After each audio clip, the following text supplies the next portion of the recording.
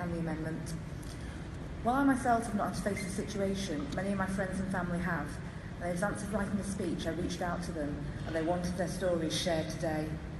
My 70-year-old mother told of her fear as a 15-year-old working in a department store where her older female manager used to make her climb the ladder to get stock off high shelves and start stroking her leg. She says she was too frightened at the time to do anything about this. My friend, now in her 50s, recalled her first permanent job for a local authority aged 22. After a month, her father was rushed into hospital and her manager offered to drive her there and stayed with her until she had the terrible news that he died.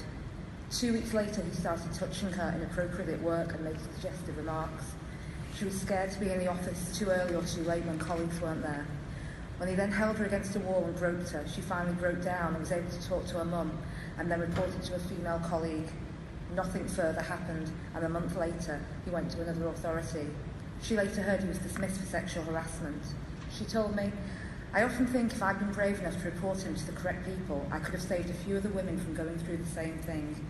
If it happened now, I wouldn't think twice, but when you're young and naive and it's your first proper job, it's difficult, especially when you haven't got to know your colleagues that well either."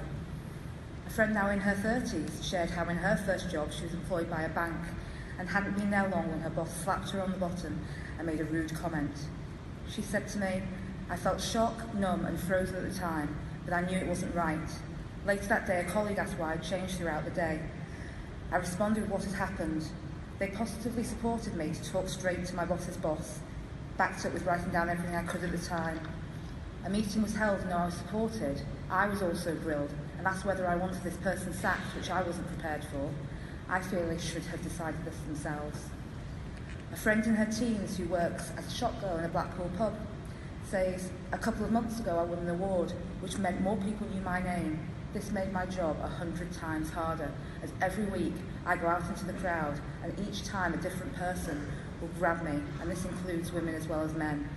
I've had men filming under my skirt.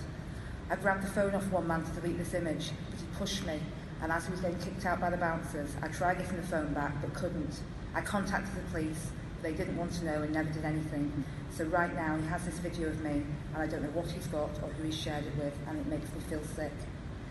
What these stories show to me is that over 50 years have gone by in the time length of these stories, and we're still so much further to go in reporting sexual harassment and stating that this is not okay.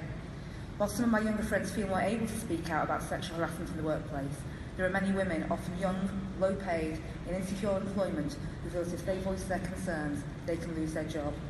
This issue is continuing for our young women, and I welcome and support this motion.